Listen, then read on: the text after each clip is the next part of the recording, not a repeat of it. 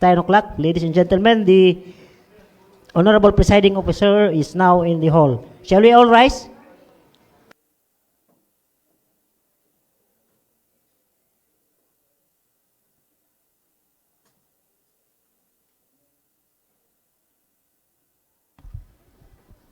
Good morning, everyone. For our invocation, may we have the Flomlo choristers.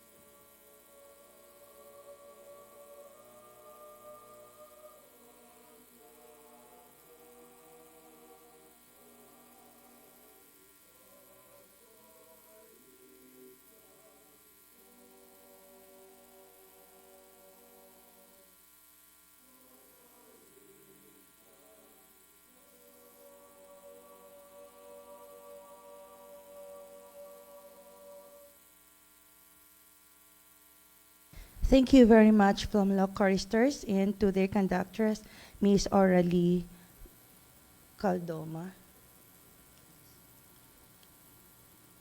Charisma, sorry. Please remain standing for, we will call to order this 11th regular session. For our singing of the Pambansang Awit, please remain standing. And recitation of Panunumpa ng Katapatan sa Watawat by Honorable Ligaya Orbisido.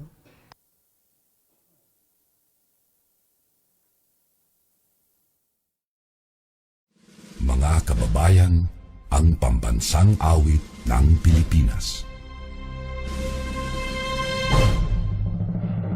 Kayang magiliw, helas ng sinakanan, alam ng puso, sa titik mo'y buhay. Lupang binirang, kuya ka ng magiting, sa mandulupin, di ka pasisigil, sa nagatak tutok sa simoy at sa langit kong bangaw, ay hinatang tula, awit sa pagkayang minamahal. Ang isang ng matawad mo'y tagumpay na nagtitindig, ang bituin at araw niya kailan pang ay di matitindig. Luha ng araw ng walhagit pagsingka, buhay langit sa piling mo. Ang inigaya ng pagkay mga amin, ang mamatay ng dahil sa'yo.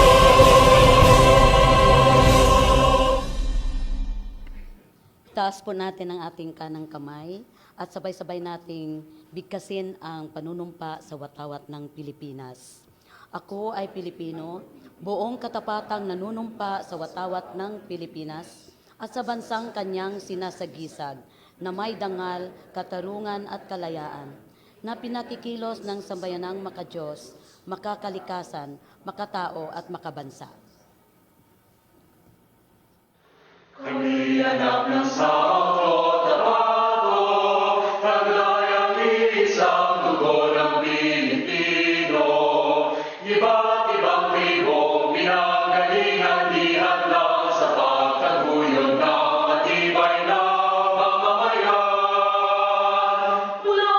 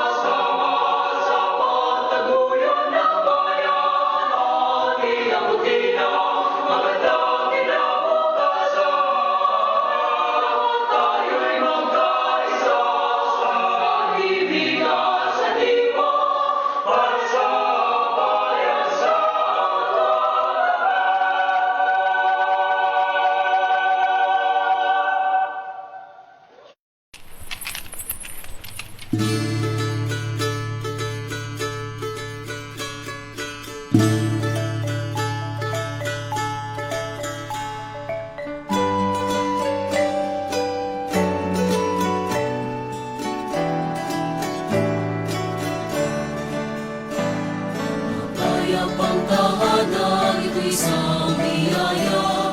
Likas na mayaman, lupain ay masagana. Bigyan pugay ang bawat lumikha ng tagumpay. Sa hirap at ginhawa, kami kaagapan. Mulok tahanan ng kayamanan, lalong pagyamanin, kultura at karangalan. Hawak kamay, pagtibayin ating katungkulan, ipagpunit isisigas sa usang libutan. Mulok tahanan ng manggagawa, mulok tahanan ng mga bayani, Muslim, katutubo at mga Kristiyano, kapit-bisig sa pag-unlad ang siyang minimigay. Ipagbuti bawat tangkay, taas mo, iwagaybay, Panginoon, tanging naman, bawat pagtahang itong buhay. Lumulog tahanan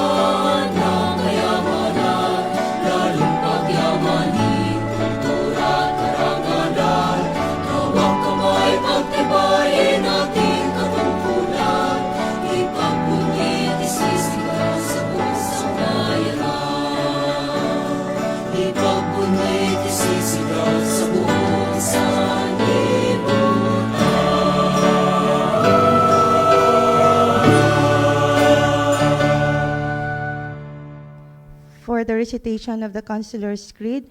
It will be led by Honorable Salada.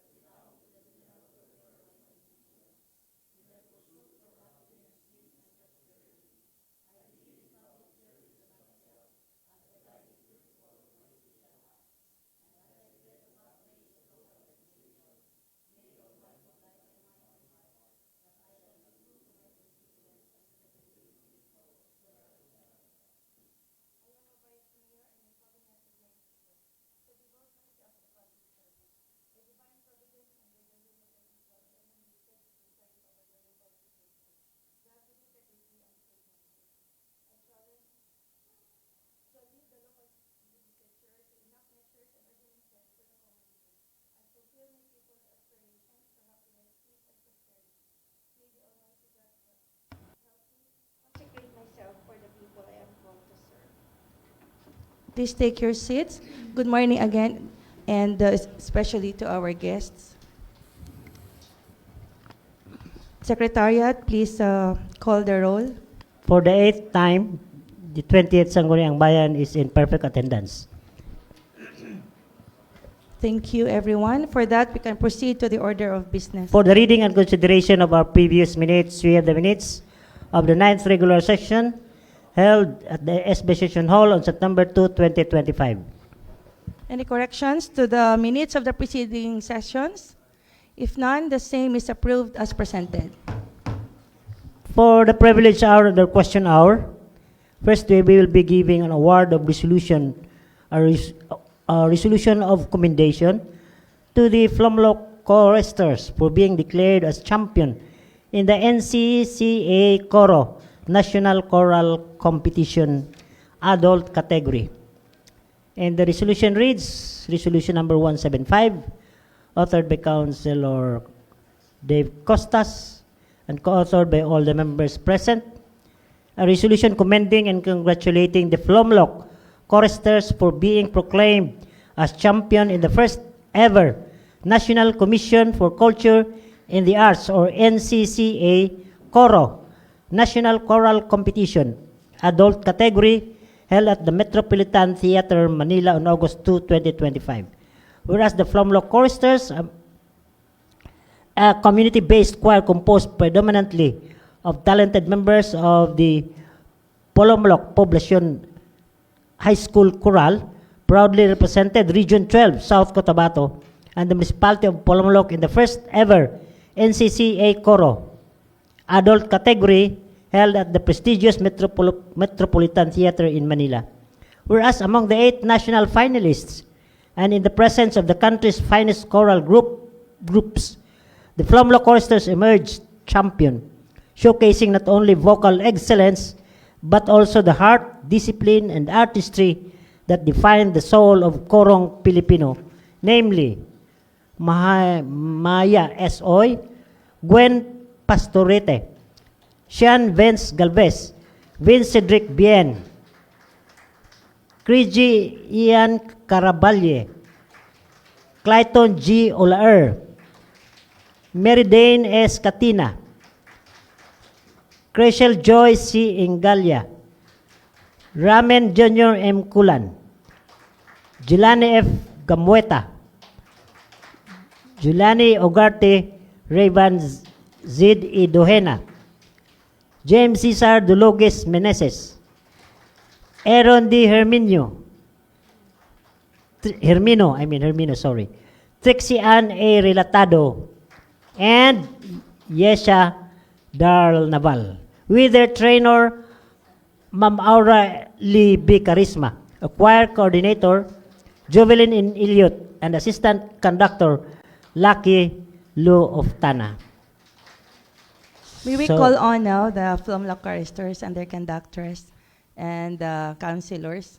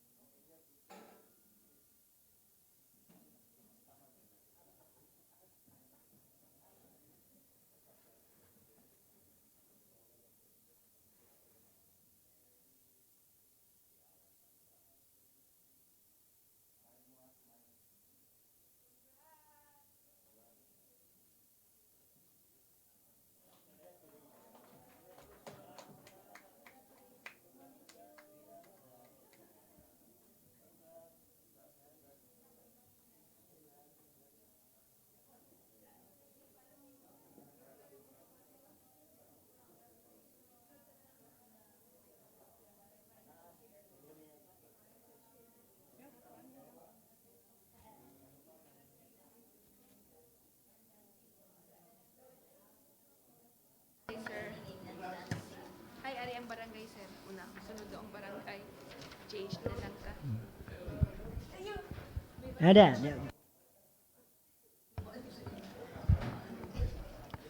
To continue, we have another resolution of commendation to the 9 barangays of the municipality of Polomolok, South Cotabato for their exemplary performance and for being recognized as 2024 National Passers under the Seal of Good Local Governance for Barangays or SGLGB. Whereas the seal of the SGLGB is a national performance-based recognition program of the DILG designed to identify barangays that demonstrate outstanding performance in governance, particularly in financial administration, disaster preparedness, peace and order, and at least one essential area, including social protection, environmental management, or competitiveness. The SGLGB is anchored on Section 5, Article 2 of the 1987 Constitution, which upholds the promotion of general welfare and the maintenance of peace and order as a fundamental to national development and democratic progress. Whereas Executive Order Number 138 reinforces the commitment to full devolution and strengthens the local autonomy and institutional performance among local government units. For the 2024 assessment cycle, a total of 3,283 barangays nationwide were declared as SGLGB national passers, representing approximately 8% of the country's 41,610 barangays, whereas 36 barangays from the province of South Cotabato earned the 2024 SGLGB distinction, of which the municipality of Polomolok accounted for the most awardees, with 9 barangays recognized for their exemplary governance performance, whereas the following 9 barangays of Polomolok were officially recognized as 2024 SGLGB national passers, namely Barangay Crossing Palkan, Barangay Kiniles, Barangay Clinan 6, Barangay Palkan, Barangay Poblacion, Barangay Rubber, Barangay Upper Clinan, Barangay Lapo, and Barangay Canirisite. Whereas these barangays exemplify the municipality's commitment to grassroots leadership, community development, and responsive, transparent, and accountable governance. Wherefore, premises considered on motion of SB member Jesse Jubuntuyan and on unanimous sponsorship, the body resolved as it is hereby resolved to commend and congratulate the above-mentioned barangays for being the 2024 national passers under the SGLGB. And before proceeding or giving this resolution of commendation, Madam Presiding, Councilor Buntoyan approached our office before the session started that he will be giving a short remark on which pertains to this award, Madam Presiding. Honorable Buntuyan. Madam Presiding, my dear colleague in the 20th Sangguniang Bayan, good morning. I rise before today to proudly recognize and salute the national passers of the Seal of Local Governance for Barangay SGLGB, to recommend and congratulate our fellow public servants for demonstrating excellence in governance, transparency, and community welfare. Their unwavering commitment to the core elements of the SGLGB in financial administration, disaster preparedness, peace and order, health, social protection, and sustainable development has elevated the standards of service to our constituents and strengthened the fabric of our barangay. The national recognition as SGLGB passers reflects strong and responsible local governance, transparent and accountable leadership, proactive measures for safety, health, and welfare, sustainable developments that uplifts every household. To this, we recognize our hard works, collaboration, and integrity to the following 9 barangays that inspire us to implement best practices, share learnings with neighboring barangays, and pursue further improvements in our services.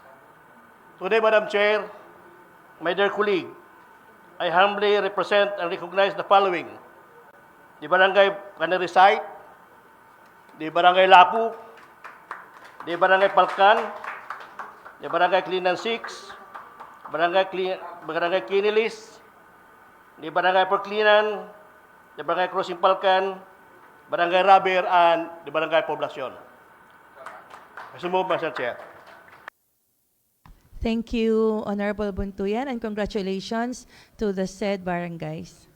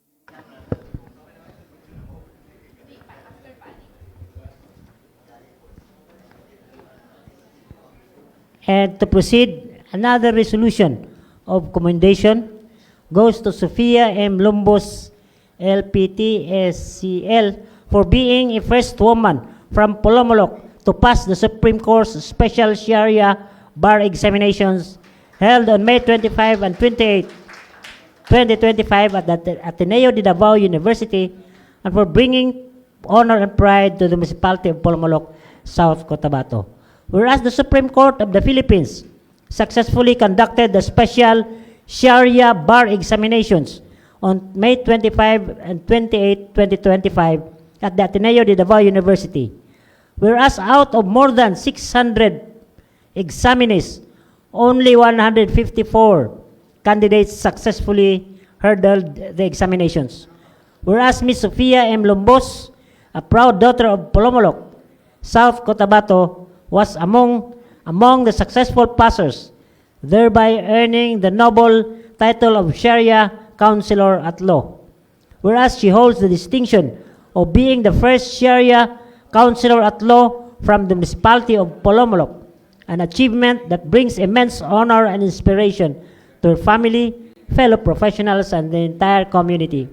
Whereas Ms. Lumbos previously demonstrated her excellence when she ranked number 7 in the 2023 Sharia training for Soxargin Region, General Santos City Chapter.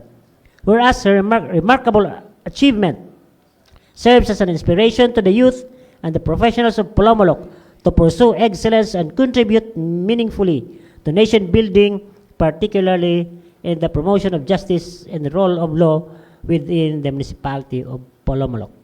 Wherefore, promise is considered upon motion of SB member Billy Bert Sibaitos and duly seconded by all the members present, resolved what is hereby resolved to commend Miss Sophia or Attorney Sophia M. Lombos for being the first woman from Polomolok to pass the Supreme Court's special Sharia bar examinations held on the aforementioned date at Ateneo de Davao University.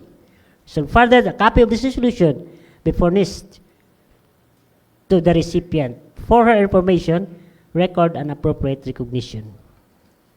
And we are glad, Madam Presiding, that attorney is already called attorney. Attorney Sophia Lombos is now in the hall. Congratulations.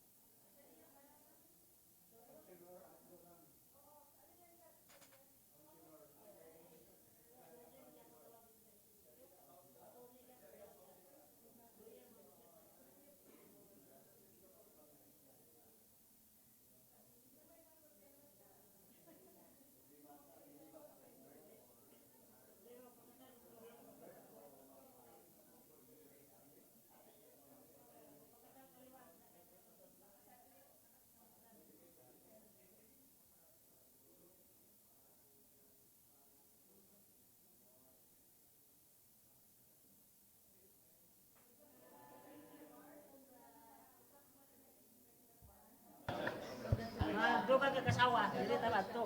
Sharia na lang. Wala. Dugang lang plus asawa ba, dagan asawa.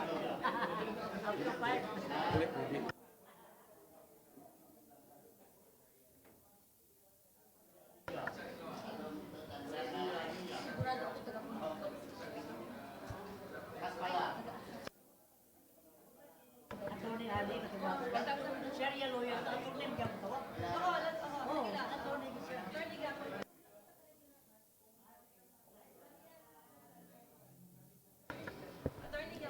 Attorney Gepon. Let's proceed. For the last item in the privilege hour question hour, we have the privilege speech of SB member Billy Bert C. Baitos Jr. with regard to the peace and order situation of our municipality. Honorable Baitos.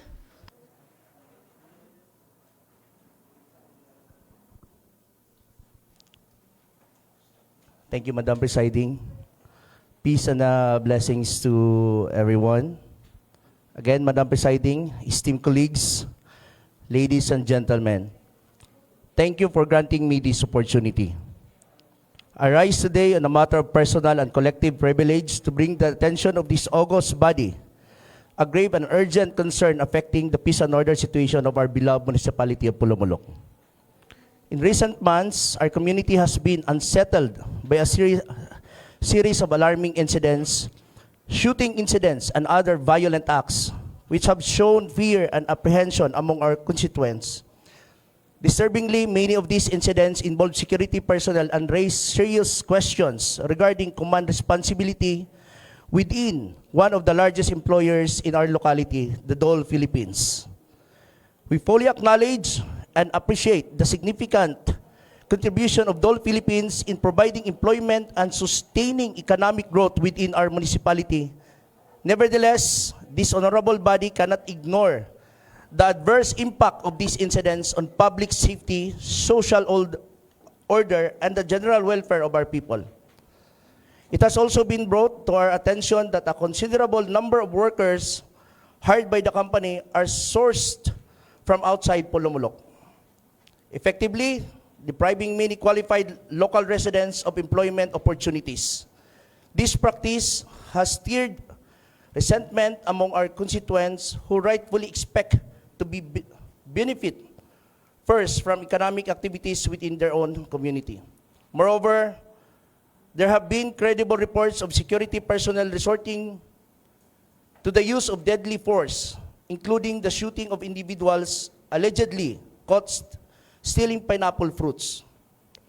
While theft is undeniably unlawful and must be addressed, the disproportionate and excessive use of force raises grave concerns about human rights compliance, due process, and the proper limits of private security authority. It is the duty of the Sangguniang Bayan to uphold the rule of law, protect the welfare of our constituents, and to ensure that both public and private actors within our jurisdiction respect the sanctity of life and the principle of justice. Accordingly, I respectfully urge the management of Dole Philippines to adopt and implement immediate corrective measures.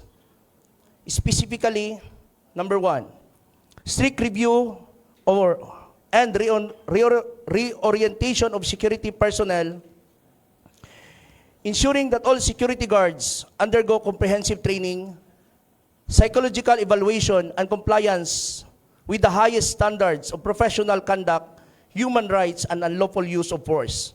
Number 2, clear command responsibility and accountability. Internal mechanisms that will hold officers and supervisors accountable for lapses, negligence, or abuses committed under their watch. Number 3, strengthen coordination with the local law enforcement agencies to prevent escalation of violence, facilitate intelligence sharing, and to promote a coordinated approach for maintaining peace and order within company premises and adjacent communities. Number 4, adoption of fair employment practices, giving priority to qualified local residents in recruitment and hiring processes, thereby enhancing community relations and reducing social tension.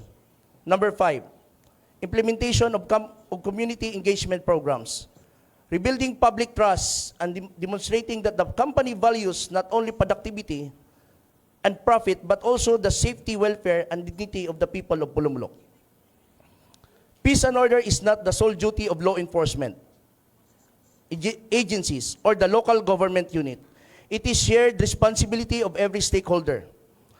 Their representation believes that decisive action, fair and just measures, and close cooperation among the LGU, the private sector, and the community are necessary to restore confidence, maintain stability, and ensure that Pulumulok remains a safe, peaceful, and thriving municipality for all. Let this privileged speech serve as a formal call to action, a reminder of our duty to safeguard the welfare of our constituents, and a plea for unity and vigilance in the face of threats of our peace and security. Thank you, Madam Presiding. Thank you. This will go to the Committee on Peace and Order. For the first reading and referral of proposed measures or communications, number 1, we have communications from the Office of the Municipal Mayor, dated September 8, 2025, addressed to this august body through Honorable Florence S. Bansuelo Carlos, Municipal Vice Mayor, the presiding officer. Dear ladies and gentlemen, greetings. One of the thrusts of the LGU of Pulumulok is the establishment of a relocation site for families residing in high-risk and landslide-prone areas in our municipality. One possible site for this endeavor is the 10,000 square meter property located at Barangay Palcan, this municipality. Said property is being offered for sale by Mr. Arvin L. Abogadil for 1,500,000 pesos or 1.5 million. In view of the foregoing, the undersigned respectfully request the august members of the 20th Sangguniang Bayan for the passage of a resolution authorizing a local chief executive for the purchase of the 10,000 square meters, a portion of lot number 4, plan number PSD 12069393, covered by TCT number 145-201-500-2555, located at Barangay Palcan, in the amount of 1.5 million as a relocation site for families residing in high-risk and landslide-prone areas. Attached for your reference and guidance are pertinent documents supporting this request. Thank you and warm regards. Signed by our Municipal Mayor, Honorable Bernie de Palencia. We'll go to the committees on rules and land use. The lead committee is land use. And for letter B, which is dated September 9, 2025, also a letter from our municipal mayor. Dear ladies and gentlemen, greetings. The permanent site of the PNP Municipal Police Station, BJMP Pulumulok, and the Motor Pool Engineering Department is presently located in the elevated area along the National Highway, Barangay Magsaysay. It has a total area of 2,815.92 square meters, more or less. In view of the foregoing, the undersigned respectfully requests the August member of the 20th Sangguniang Bayan for the passage of a resolution authorizing our local chief executive to process and apply for a special patent on lot number 825-B located at Barangay Magsaysay, Pulumulok, South Cotabato, and covered by tax declaration number N130-2818, containing an area of 9,480 square meters, more or less, before the Community Environment and Natural Resources Office, or CENRO, and to request, submit, and or sign any or all pertinent documents related thereto. Thus, is for your reference and guidance are pertinent documents supporting this request. Signed by our Honorable Mayor. The committees on Envi, rules, and land use. The lead committee, land use. And number 2 is a copy of a trial balance of general fund as of July 31, 2025. For info. For the committee reports, we only have one report calendar this morning, and this is joint report from the Committee on Housing, Land Utilization, Zoning, Urban Planning, Public Works, and Utilities, and Committee on Rules, Good Government, and Oversight. Subject communication from our Office of Municipal Planning and Development Coordinator, dated July 31, 2025, forwarding to this body through the Committee on Housing, Land Utilization, and Urban Planning, Public Works, and Utilities, the application for development permit or DP of Home Builders Housing Cooperative containing an area of 38,191 square meters located at Barangay Siloay 8.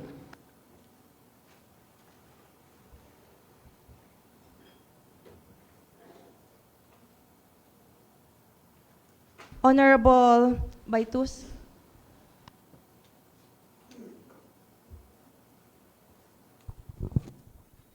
Again, thank you, Madam Presiding. Peace and blessings to everyone.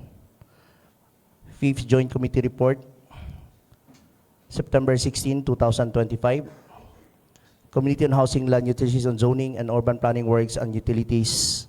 Committee on Rules, Good Governance, and Oversight. Facts and findings.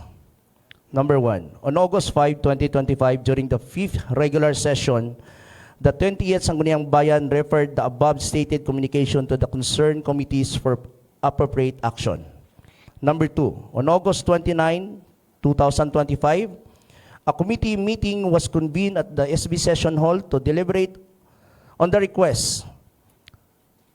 Present during the meeting were the chairpersons, vice chairpersons, and committee members together with Engineer Dominador C. Kamiki, Jr., YC Municipal Planning and Development Officer, and Ms.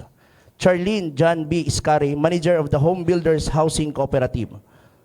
Number 3, pursuant to Section 10 of the amended rules and regulations implementing Batas Pambansa, the Home Builders Housing Cooperative filed an application for the approval of its Preliminary Subdivision Development Plan or PSDP and Development Permit DP, covering an area of 38,191 square meters situated at Purok Maunlad, Barangay Siloy 8, Pulumulok, South Cotabato. Number 4, the submitted PSDP and DP were found to be compliant with the prescribed requirements and were reviewed and endorsed by Engineer Dominador C. Kamiki, OIC Municipal Planning and Development Officer. Number 5, the committees reviewed the PSDP application of Home Builders Housing Cooperative covering a total land area of 38,191 square meters. The proposed development consists of 253 residential lots, and it's located Purok Maunlad, Barangay Siloyotso, Pulumulok, South Cotabato. Attached, here are the following supporting documents. A, 2 sets of the site development plan at a scale ranging from 1:200 to 1:2,000, showing the proposed layout of streets, lots, parks, playgrounds, and other features in relation to existing site conditions, prepared, signed, and sealed by licensed and registered architect, environment planner, and civil engineer or geodetic engineer. B, a set of documents signed and sealed by a licensed geodetic engineer consisting of vicinity map, indicating and joining land uses, access points, existing facilities, and utilities within at least 500 meters from property boundaries of the project drawn to any convenient scale. Topographic plan indicating existing conditions including boundary lines with distance, type points of reference point, geographic coordinates of the type point, or Bureau of Lands locational monuments. Streets, easements, width, and elevation of road rights of way within the project and adjacent subdivisions or areas. Utilities within adjacent to the subdivision, including the location, sizes, and invert elevations of sanitary and storm combined sewers, locations of gas lines, fire hydrants, electric and telephone and street lights, if any. If water remains and sewers are not within or adjacent to the subdivision, the direction, distance, and the size of the nearest line shall be indicated, including invert elevations of sewers if applicable. Ground elevation of the subdivision. For ground with slope less than 2%, spot elevations at all breaks in grade along all drainage channels and selected points not more than 25 meters apart in all directions. For ground with slope greater than 2%, contour lines at intervals not more than 0.5 meter as necessary due to irregular land or the need of detailed preparation of plans and construction of drawings. Watercourse, marshes, rock formations, wooded areas, preservable trees, and a caliper diameter at least 200 meters, houses, barns, shack, and other significant features. Proposed public improvements such as highways or other major infrastructure plan by public authorities within or adjacent to the subdivision. 4 copies of certified true copies of titles, tax declarations, and current tax receipts. 4 copies of the right to use or deed of sale for right of way, access of roads, and other utilities, subject to just compensation if covering private roads. Special power of attorney or SPA if the applicant is not the registered owner. Certification as the road right of way leading to the proposed subdivision. During the deliberation, the committees concurred that the preliminary subdivision development plan or PSDP must first be approved prior to the approval of the development permit or DP. Furthermore, the committees resolved to conduct an actual site inspection of the proposed subdivision immediately after the approval of the PSDP and prior to the deliberation of the DP. In view of the foregoing, the Joint Committee find the application meritorious and therefore worthy of favorable consideration. Recommendations: that this committee report be adopted and to pass a resolution approving the application for the preliminary subdivision development plan or PSDP of the Home Builders Housing Cooperative over a parcel of land containing an area of 38,191 square meters located at Purok Maunlad, Barangay Siloyotso, Pulumulok, South Cotabato. To consider this matter as one of the urgent measures on today's session. Reported by yours truly, Honorable Bilibert C. Baitus Jr., concurred also by Honorable Calexto B. Salada, MD, Honorable Eliazar G. Jovero, signed also by Honorable Jerome Y. Ante, Honorable Joar H. Falcon, Honorable Ligaya R. Orbisido. Madam Presiding Officer, I move for the adoption of committee report as presented. Thank you. Unless there's a motion for interpolation, the same is adopted. For the calendar of business, unfinished business, we have a resolution authored, an ordinance authored by Councilor Dave Amor, enacting an ordinance declaring Polomoloqueños as the official demonym for the people of Polomoloc, South Cotabato, and mandating its use in official, cultural, and public communications, as well as the ordinance to the effect. Honorable Dave. Thank you, Madam Chair. To give everyone a clear view of the measure I am presenting, may I request, Madam Chair, that the content of my proposed resolution and ordinance be read before this august body.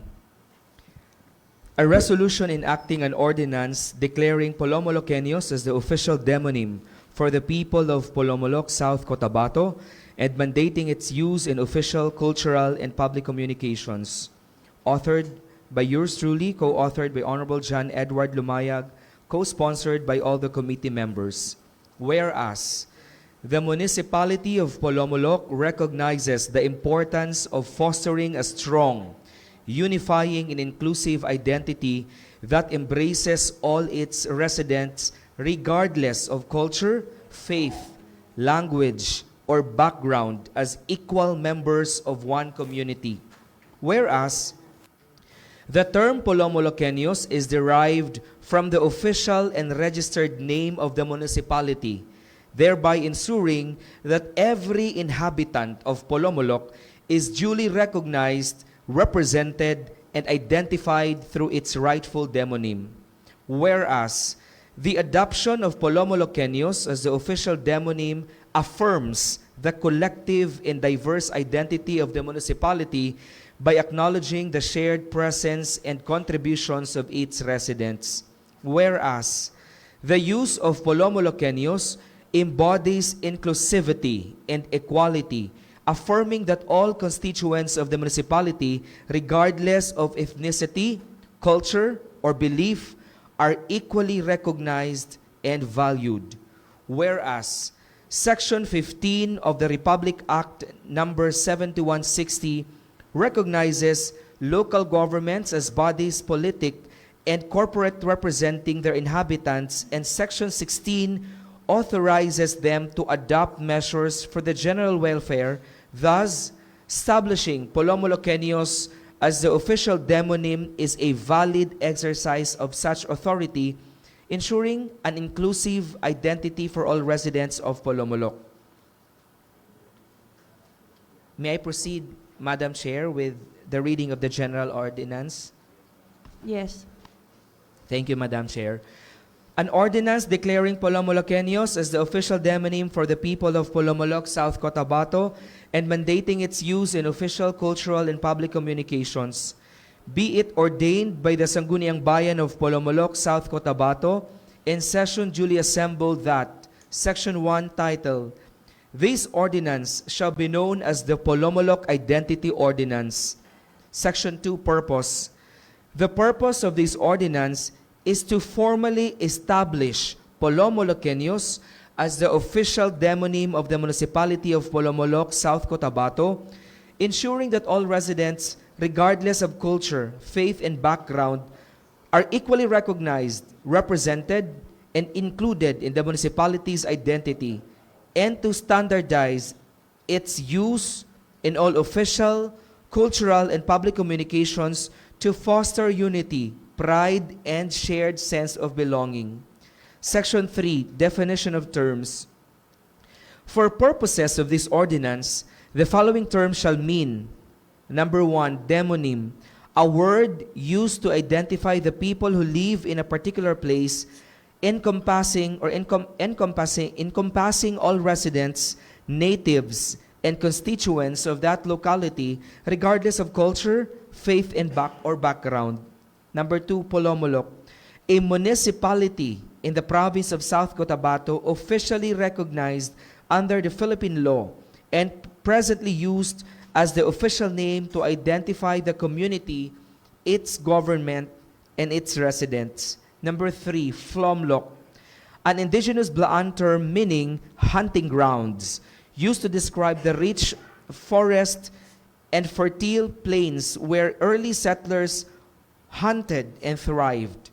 It was the early settlement known for its abundant hunting grounds and natural resources, which eventually developed into the present-day municipality of Polomolok. Section 4, gender-specific terms. In order to strengthen cultural identity and ensure the appropriate use of gender-specific terms, the following official demonyms are hereby adopted. Polomolokenyo shall refer to a male resident of Polomolok. Polomolokenya shall refer to a female resident of Polomolok. These terms shall be utilized in all official records, documents, publications, and communications issued by the municipal government of Polomolok. Section 5, Penal Clause. A. Any person who deliberately uses the demonym Polomolokenyos in a derogatory, discriminatory, and defamatory manner against an individual or group shall, upon due process, be penalized with a fine of 1,000 pesos without prejudice to the filing of appropriate civil or criminal actions, or imprisonment of not more than 1 month or both at the discretion of the court. B. All other violations of the provisions of this ordinance shall, upon due process, be punishable by a fine not exceeding 2,500 pesos or imprisonment of not more than 6 months or more at the discretion of the court. C. All fines collected under the ordinance shall be remitted to and managed by the Municipal Treasurer's Office and shall be utilized to support cultural identity programs, awareness, campaign, and other related initiatives that strengthen unity and inclusivity in the municipality of Polomolok. I also note here that I respectfully propose the Section 5 or the penal clause be omitted. Section 6. So there will be no more Section 5. Question are from the body, or we will let him finish na lang reading everything. Okay, you continue up to the end. Thank you, Madam Chair. I will continue to the Section 6 on the implementation. The municipality or the municipal mayor's office, in close coordination with the Municipal Tourism and Culture Office, shall take the lead in ensuring the effective implementation of these ordinance. An intensive and sustained information and education campaign shall be undertaken to instill awareness, appreciation, and proposed use of the official demonym.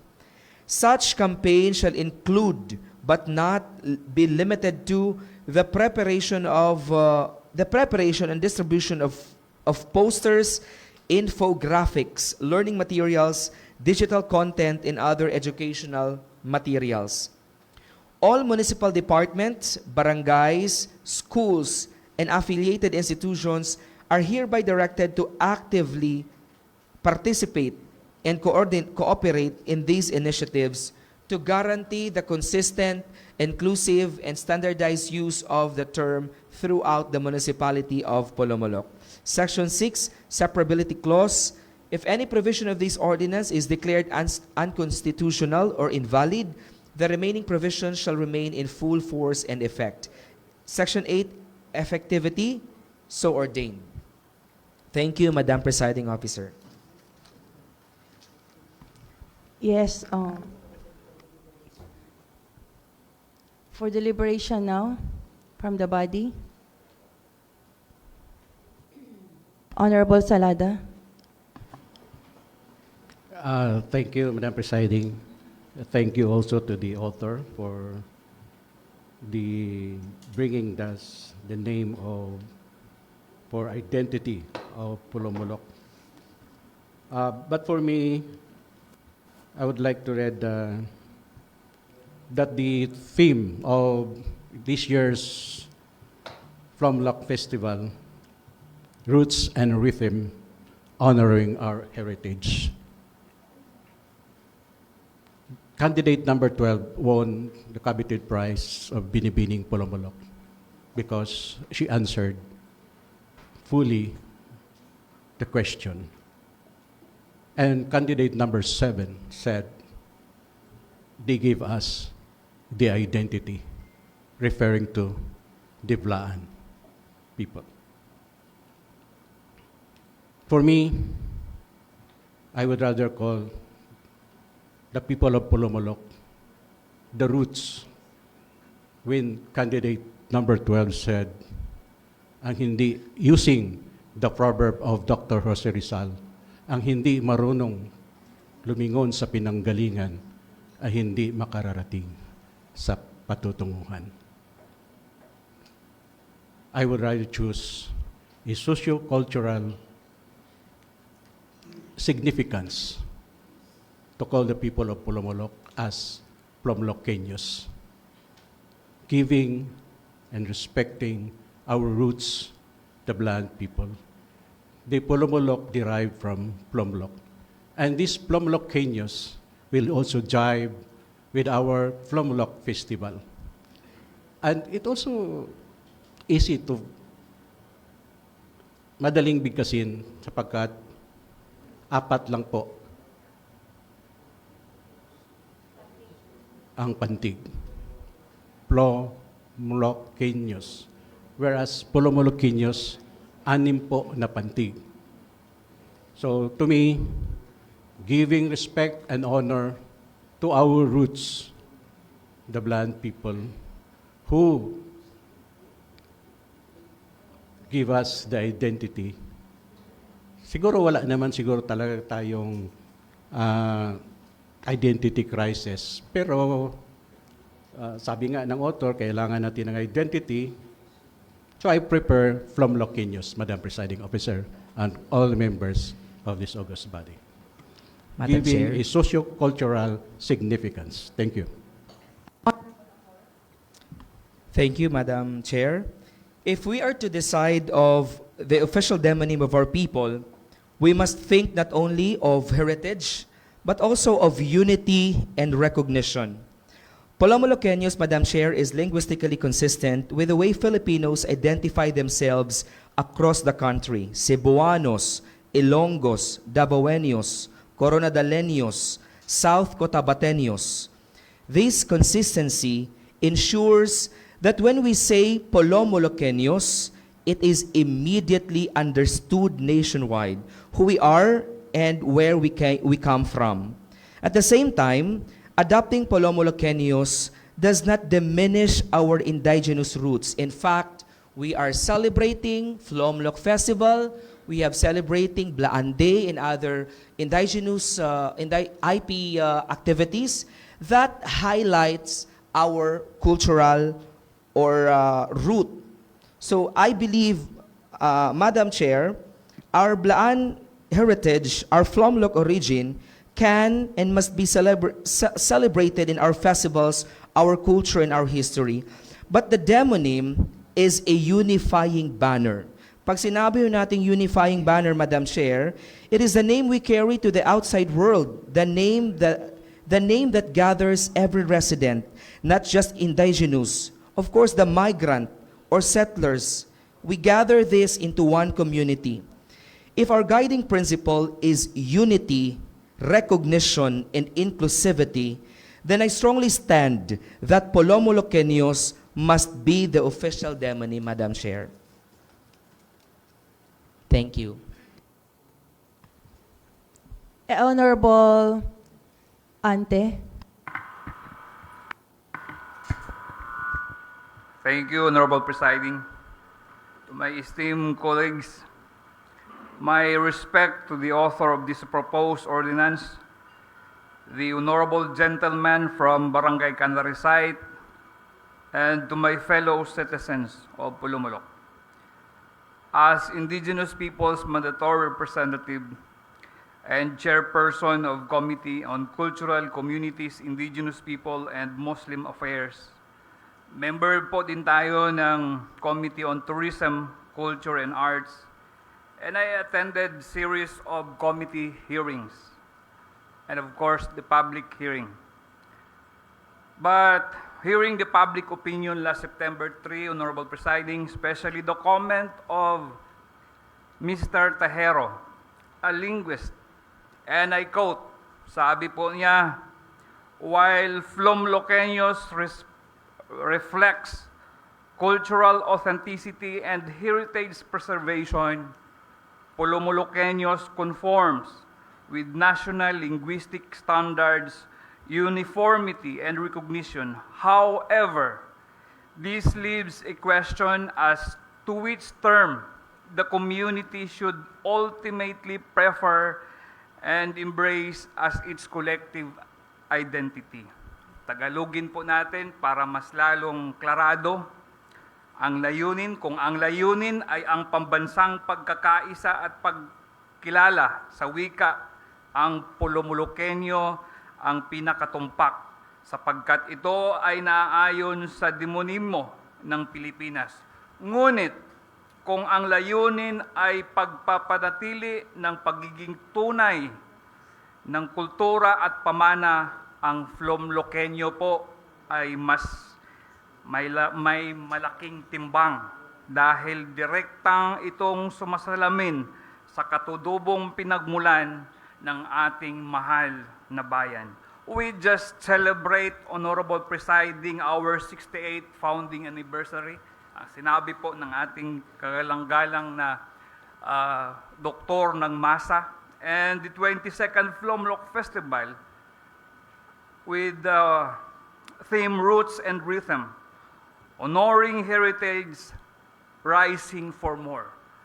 I am reminded of the significance of our history and cultural heritage. The question before us is whether to adopt Polomoloqueños na magiging batas or Polomoloqueños as our official demonym.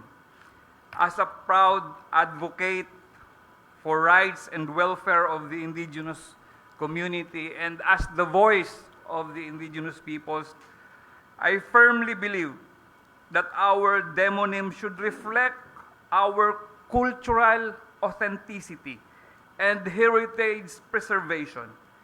The term Flomloc is the original word that reflects the historical tradition practice of the Blaan community, the first people of this land.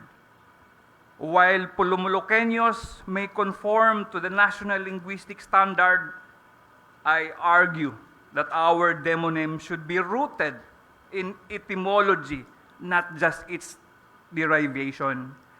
The uniqueness of the word Flomloc is a testament to our rich cultural heritage, and it is only fitting that we honor our roots by adopting Flomloqueños as our official demonym. As we move forward, Honorable Presiding, I urge my fellow councilor to consider the importance of our history and cultural identity in defining our collective identity. I reaffirm my commitment, and this is my bias as representing my community, to protecting and uplifting our indigenous people. I recommend the establishment of Flomloqueños, our official demonym, honoring the origin and not the derivation. Let us celebrate our heritage and preservation and preserve our cultural identity for the future generation. Thank you, Honorable Presiding. Thank you, Honorable Ante. Honorable Amor. Thank you, Madam Presiding Officer. As I have been digging in a while ago, I deeply respect the historical and cultural significance of Flomloc, the Blaan word meaning hunting ground, from which our town's name originates. However, the issue before us is not whether we honor our culture. We already do that through our festivals, cultural programs, and heritage preservation. The issue here now is what demonym will unify and represent all residents of Polomolok, both here and then in the wider national and even international context. The term Polomolokeños, Madam Chairs, fulfills three important functions. Number one, inclusivity. It embraces all people of Polomolok, indigenous ka man, migrants or settlers, without requiring cultural affiliation to a single root. Because I believe everyone belongs under one identity. Number two, important function, Madam Chair, uniformity. It aligns with the nationally recognized linguistic pattern of demonyms across the Philippines. As I have mentioned, the word Davaoeños, Cebuanos, and soon, Polomolokeños. This makes us easily recognizable to the entire country. In fact, we just based the word Polomolokeños to the word Polomolok, which on the legal basis, Polomolok is the official and registered name of the municipality under the Philippine law. In the local government code, RA 7160 of the sections 15 to 16, it gives the LGU the authority to adopt measures that represent their people and promote general welfare. This includes using the official municipal name as the foundation of the demonym. So this makes us easily recognizable for the entire country. Number three, Madam Chair, the purpose of this demonym Polomolokeños is unity. While Flomlokeños may highlight our indigenous root, Polomolokeños, Madam Presiding Officer, is a broader banner that every resident can rely behind, regardless of the ethnicity or background. Thus, while we never forget, Madam Presiding Officer, that Polomolok comes from Flomlok, our demonym must be practical, inclusive, and unifying. That is why I firmly believe, Madam Chair, Polomolokeños should be adopted as the official demonym. Maraming salamat po. Honorable Orbisido is recognized.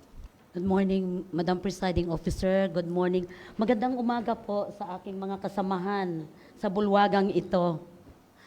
Unang-una po, my salute to the two gentlemen coming from the proponent and of course to the Honorable Gentleman Salada. Ang akala ko kasi natapos na itong ano ba ang ating katigan, yung pangalan Polomolokeños or Flomlokeños. Wala naman talagang problema sa measure na ito. Yung pangalan lang at hindi tayo makausad-usad. And while hearing the two gentlemen, they're so firm of their ideas. So may salute on that.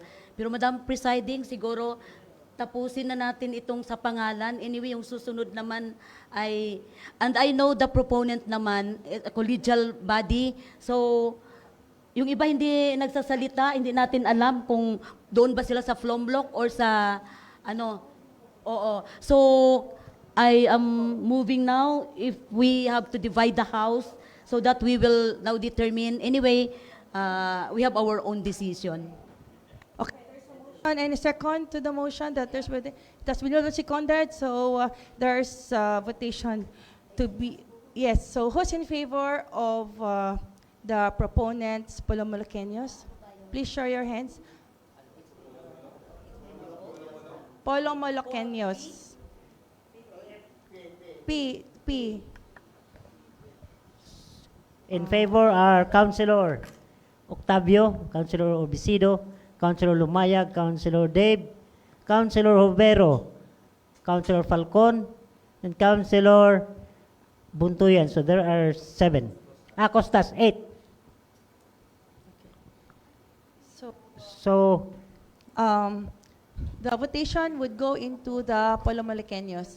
So letter P. Let's proceed to the next issue. A little Yes, explanation. Honorable Orbisido. Konsihal Salada, Alam mo, respeto ko talaga dahil very patriotic si Councilor Salada. Pero yung, it doesn't, if we voted for letter P na Pulumulukeños, it doesn't lessen our respect to our indigenous people. No, I hope, and thank you everyone for that. Doc, may salute. Madam Chair. Yes, Honorable Amor. Yun na nga po, ina-highlight pa rin natin yung root na yan. Kaya ho, nilagay natin sa definition of terms itong word na flomlok para ho hindi natin makalimutan that of course, the word polomolok coming from the word blaan term flomlok, nalagay ho natin sa ating definition of terms. Maraming salamat po, Madam Chair. Honorable Salada. Thank you, Madam Presiding. I respect the decision of the body. Thank you, Madam Presiding. So, let's proceed. So, other issues? Penal. The penal clause. So, is this to be already deleted, Honorable Amor? You've mentioned earlier that there's no more penal clause. Sana po, Madam Chair, tanggalin na lang ho natin. Kasi ano naman po ang ordinansa is declarative and promotional lang po, not regulatory. Para ho, i-mandatory na lang natin sa LGUs, barangays, schools, na ito na ho yung gagamitin natin. Also, if I may be allowed, as I think Section 1, there's a conflict with Section 1 and the title itself. I think you should rephrase that because you said it shall be known as the Pulomolok Identity Ordinance, but the title is not. So I think you should rephrase Section 1. And any more? Any more issues? Wala nang issues. Yung Section 1 lang. Noted, Madam Chair. So if there's none, we omit the Section 5. I move to terminate the deliberation, Madam Chair, of this measure and move this to the third and final reading for the next regular session. I think the title, we should correct the title first. Also known as the Pulomolok Identity Ordinance. There's a wrong statement there of Section 1. This ordinance shall be known as the Pulomolok. So you mean to say Polomolokenyo Identity Ordinance? Okay. So Thank noted, Madam Presiding. So we will change the Polomolok Identity Ordinance into Polomolokenyos Identity Ordinance. Polomolokenyos Identity Ordinance. Thank you, Madam Chair. Okay. Yes, okay. So it has been moved and seconded. The same is approved. No, not yet. Let's proceed for third reading. Yes. Yes, for third reading next regular session, of course. And So let's for proceed. the business for the day, second reading for urgent matters, we only have one measure considered urgent, and that's the report of Councilor Baitos.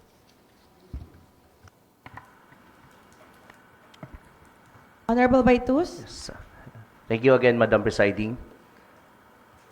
I move to pass a resolution approving the application for preliminary subdivision development plan or PSDP of the Home Builders Housing Cooperative over a parcel of land containing an area of 38,191 square meters located at Purok Maunlad, Silway 8, Pulumulok, South Cotabato. It has been moved and seconded. The same is approved. Next. Yes. Thank you, Madam Presiding. For the scheduled second reading, we have none. Third and final reading, none. Unassigned business, none. Let's go now to the announcement. Honorable Octavio.